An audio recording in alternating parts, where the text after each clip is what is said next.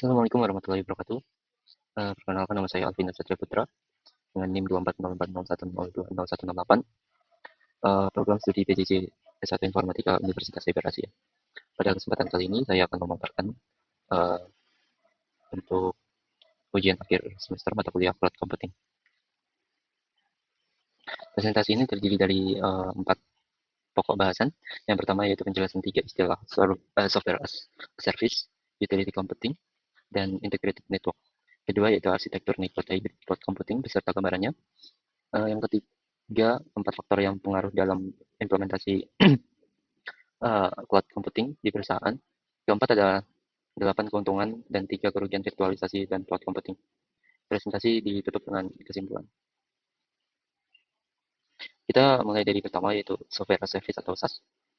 Mengacu pada definisi ini dalam publikasi Malone Green's tahun 2011, SaaS adalah model layanan cloud yang dimana konsumen menggunakan aplikasi milik penyedia yang berjalan di atas infrastruktur cloud dan diakses melalui thin client seperti browser. Konsumen uh, tidak mengelola infrastruktur yang dibawanya, baik jaringan server atau sistem operasi maupun media penyimpanan.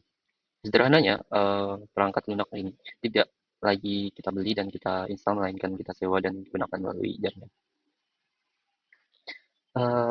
Karakteristik utama ada 6, yaitu multi tenancy, yaitu satu instansi aplikasi melayani banyak organisasi dengan data yang terisolasi, uh, akses berbasis browser tanpa instalasi lokal. Model berlangganan yang mengubah belanja modal menjadi belanja operasional. Pembaruan dan penambahan keamanan dilakukan terpusat oleh penyedia. Skalabilitas jumlah pengguna yang otomatis serta kustomisasi yang terbatas pada tingkat konfigurasi. Contohnya dekat dengan keseharian kita, Google Workspace dan Microsoft 365, Salesforce, Zoom, serta Google Classroom dan modul cloud untuk pembelajaran daring seperti yang kita digunakan di usia.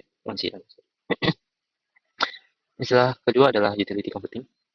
Utility computing adalah model penyedia sumber daya komputasi yaitu CPU, memori, storage, dan bandwidth sebagai layanan yang terukur yang ditagihan layak utilitas publik seperti listrik, air, dan gas. Penggunanya membayar sebesar konsumsi aktual atau yang kita kenal dengan pay as you go.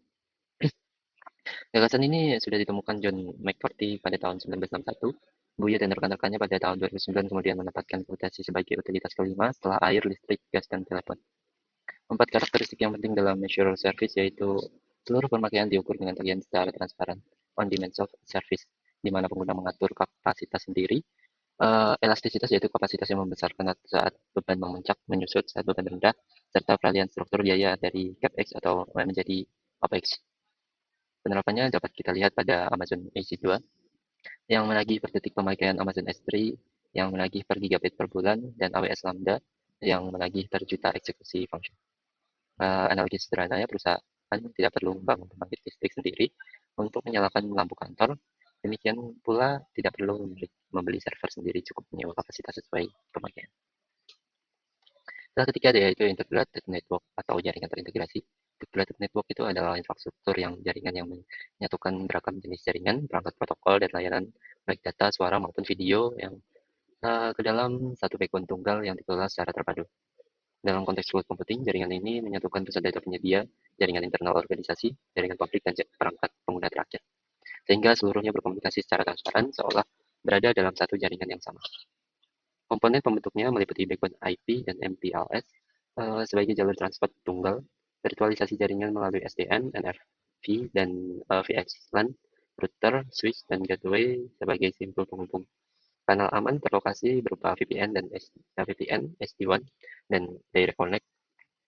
Keamanan terintegrasi berupa firewall, IDS, IPS, dan IAM, serta network management system untuk pemantauan satu pintu. Perlu digarisbawahi, tanpa jaringan yang terintegrasi dua karakteristik ini, essentially cloud, yaitu broad network access dan resource pooling, tidak akan pernah terwujud. Kita memasuki soal nomor 3, yaitu arsitektur network hybrid cloud computing. Menurut NIST, hybrid cloud adalah komposisi dari dua infrastruktur cloud yang berbeda, baik private, community, maupun public, yang tetap menjadi entitas mandiri, namun diikat sebagai kesatuan teknologi yang memungkinkan portabilitas data dan aplikasi, misalnya melalui cloud clustering. Prinsip dasarnya adalah pembagian kinerja yang berdasar sensitivitas data dan pola bebannya. Di sisi private cloud, kita tempatkan data pribadi, data keuangan, aplikasi kritis seperti sistem legacy, serta beban kerja terkait regulasi karena seluruhnya berada dalam kendali penuh organisasi. Di sisi public cloud, kita tempatkan beban kerja yang bersifat publik, fluktuatif, kebutuhan elastisitas tinggi, arsip, dan backup untuk disaster recovery center, serta layanan yang terkelola seperti big data dan streaming. Keduanya dihubungkan oleh jalur terenkripsi VPN IPsec sebagai terlihat di tengah slide ini. Inilah gambaran untuk metode hybrid cloud computing yang saya susun. Mari kita telaah dari atas ke bawah. Di bagian paling atas ini terdapat lapisan user atau access layer N, user, karyawan, kantor cabang, mitra bisnis, melalui API, administrator, tim, DevOps, serta perangkat IoT dan Edge. Seluruh permintaan disalurkan melalui Internet One Public Network. Turun ke bawah, yaitu lapisan kedua, Edge and Security Layer. Ini ada DNS, CDN untuk mempercepat konten load balancer, untuk membagi beban firewall dan web application firewall untuk menyaring serangan, IAM dan single sign-on untuk autentikasi, serta VPN gateway, serta terbang jalur private. Selanjutnya lapisan ketiga, yaitu cloud management platform atau cloud broker. Inilah otak dari arsitektur hybrid cloud. Perangkat lunak yang orkestrasi seperti Kubernetes, OpenStack, dan Terraform menangani penempatan beban kerja, provisioning otomatis, cloud bursting, monitoring, dan penagihan terpadu. Di bagian bawah terdapat dua lingkungan, yaitu di kiri private cloud dengan core switch, router, hypervision, seperti VMware, VHC, atau KMV, komputer node-nya untuk aplikasi kritis, serta storage untuk data sensitif. Di kanan, ada public cloud dengan virtual private cloud, computing yang berauto scaling, serta terkelola, serta object store untuk arsip dan disaster recovery center. Dan di tengahnya, ini ditandai dengan warna merah, terdapat komponen yang paling menentukan, yaitu secure internet. Disinilah terdapat VPN IPsec untuk site-to-site, direct connect, atau express route, MPLS, dan SD-WAN, serta sinkronisasi data terenkripsi komponen. Inilah yang membedakan hybrid cloud dengan standar yang digunakan pada cloud yang terpisah. Set ini merangkum kembali komponen arsitektur per lapisan agar mudah diingat. Lapisan pertama yaitu user, access layer, adalah titik seluruh permintaan layanan. Lapisan kedua yaitu edge security layer. Di sini menjadi gerbang pengaman sekaligus mengatur lalu lintas. Lapisan ketiga yaitu cloud management platform, mengatur orkestrasi penempatan beban kerja, cloud busting, pemantauan, dan penagihan. Lapisan inilah yang membuat private dan public cloud tampak sebagai satu sistem tunggal. Lapisan keempat yaitu private cloud dan public cloud itu sendiri. Dan yang terakhir yaitu secure interconnected. Saya beri penekanan khusus tanpa jalur transkripsi ini. Kita hanya memiliki dua cloud yang berdiri sendiri, bukan sebuah arsitektur hybrid. Bagaimana arsitektur ini bekerja? Ada 7 langkah. Yang pertama yaitu permintaan pengguna, diserahkan DNS dan CDN ke titik terdekat. Kedua, disaring firewall dan WAF, selalu di verifikasi IAM dan single sign-on. Ketiga, load balancer, memilih investasi yang sangat sehat. Keempat, orkestrator menentukan lokasi eksekusi beban kerja di private atau public cloud. Kelima, penukaran data yang dilakukan melalui jalur terenkripsi, bukan internet yang terbuka. Keenam, yaitu beban melampaui kapasitas private cloud, sistem memicu cloud blasting secara otomatis. Ketujuh, yaitu aktivitas yang dipantau dicatat terpusat untuk audit optimasi biaya.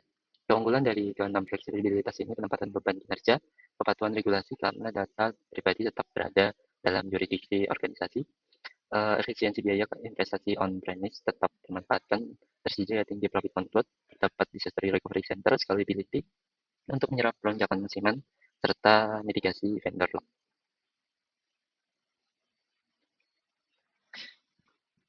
Kita masuk ke soal ketiga, yaitu keberhasilan implement cloud computing tidak ditentukan dengan aspek teknis, semata berdasarkan teknologi organisasi environment yang terdapat 4 faktor utama yang berpengaruh. Faktor pertama yaitu teknologi infrastruktur. Faktor ini mencakup kesiapan perangkat teknis pendukung, terutama kualitas konektivitas jaringan dan kompleksitas sistem yang sudah berjalan. Indikatornya meliputi bandwidth, latency, stabilitas koneksi, interoperabilitas aplikasi, legasi, dan ketersediaan API, kesiapan hypervisor dan perangkat jaringan, serta jaminan uptime untuk service level agreement. Cloud computing sebenarnya bertumpu pada jaringan. Bila diabaikan, risikonya ada layanan yang lambat, sering terganggu, bahkan migrasi yang gagal. Faktor kedua yaitu ekonomi dan biaya menyangkut perhitungan manfaat ekonomi dibandingkan seluruh biaya. Selama masa penggunaan, layanan indikatornya adalah total cost of ownership yang mencakup biaya langganan, migrasi, pelatihan, dan exit cost, return on investment, peralihan CapEx menjadi OpEx, serta biaya tersembunyi seperti transfer keluar dan sumber yang lupa dimatikan. Tanpa tata kelola yang baik, tagihan bulanan dapat melalui biaya pusat dan data konvensional. Faktor ketiga yaitu privasi dan regulasi. Faktor ini berkaitan dengan jaminan kerahasiaan dan keutuhan ketersediaan data ketika data disimpan dan proses infrastruktur yang milik pihak ketiga. Indikator meliputi penyimpanan dan kedaulatan data sebagai diatur dalam Undang-Undang Nomor 27 Tahun 2002 untuk perlindungan data pribadi dan Peraturan Pemerintah Nomor 71 Tahun 2019. Dan televisi saat tersirat maupun disimpan kendali akses melalui IAM dan aplikasi multifaktor sertifikasi penyedia seperti ISO 27001 serta kejelasan respon delivery model. Untuk faktor ini konsisten tersebut menghambat perbesar adopsi cloud, khususnya pada sektor keuangan dan kesehatan dan pemerintah. Faktor keempat yaitu organisasi yang sumber daya manusia mencakup kesiapan internal dari sisi kepemimpinan, budaya kerja, dan tata kelola. Indikatornya adalah pendukung puncak manajemen, ketersediaan tenaga ahli arsitektur cloud, keamanan, dan DevOps, kesiapan budaya untuk dihadapi perubahan kematangan tata kelola, teknologi informasi, serta pelatihan dan sertifikasi berkelanjutan. Perlu ditekankan bahwa teknologi terbaik sekalipun akan gagal ketika tidak ada dukung manusia, tata kelola, dan tata kelola yang tepat. Keempat faktor ini saling terikat dan harus terpenuhi secara bersama. Kita masuk ke soal keempat, yaitu virtualisasi adalah teknologi yang memungkinkan salah satu perangkat keras fisik uh, dibagi menjadi beberapa mesin virtualisasi perantara hypervisor. Teknologi ini fondasi dari cloud computing. Keuntungan pertama yaitu efisiensi biaya investasi, belanja modal, dan untuk server dan lisensi berubah menjadi belanja operasional berbasis langganan. Kedua yaitu konsolidasi sumber daya. Satu server fisik dapat menjalankan puluhan mesin virtual. Tingkatan utilitas server pada model konvensional hanya 5-15% dapat ditingkatkan hingga 60-80%. Ketiga yaitu skalabilitas, elastisitas, kapasitas menyesuaikan beban kinerja, serta otomatis. Keempat yaitu kecepatan layanan. Layanan membuat server baru yang dahulu memerlukan waktu berminggu-minggu ini selesai dalam hitungan menit, cloning, template, atau infrastruktur as code. Kelima yaitu fleksibilitas akses kapan saja, dari mana saja, melalui perangkat apa saja. Ini memungkinkan pendidikan jarak jauh seperti yang kita jalani saat ini. Keenam yaitu kemudahan pencandangan dan pemulihan melalui snapshot live, migration, dan replikasi otomatis. Ketujuh yaitu isolasi beban kinerja. Kegagalan pada satu mesin virtualisasi tidak menjalar ke mesin lain. Kedelapan yaitu efisiensi energi, berkurangnya jumlah server fisik, menurunkan konsumsi listrik, kebutuhan pertandingan, dan jejak karbon pusat data. Selanjutnya yaitu ketiga kerugian. Yang pertama, ketergantungan pada jaringan penyedia layanan. Layanan tidak dapat diakses ketika koneksi terputus dari penyedia yang mengalami gangguan. Selain itu, teknologi ini dan format data yang bersifat proprietary, yaitu menciptakan vendor lock-in. Kerugian kedua yaitu keamanan privasi dan kepatuhan data. Data disimpan pada infrastruktur ketiga yang digunakan sebagai tenant sehingga dapat celah serangan seperti VM escape dan hyperjacking, serta muncul persoalan kedaulatan ketika server berada di luar hukum Indonesia. Kerugian ketiga yaitu single point of failure. Beban ditambahkan sistem, kegagalan salah satu server fisik dapat menghentikan satu mesin virtual di atasnya sekaligus. Lapisan hypervisor menimbulkan overhead kinerja, sementara lisensi enterprise menambahkan biaya.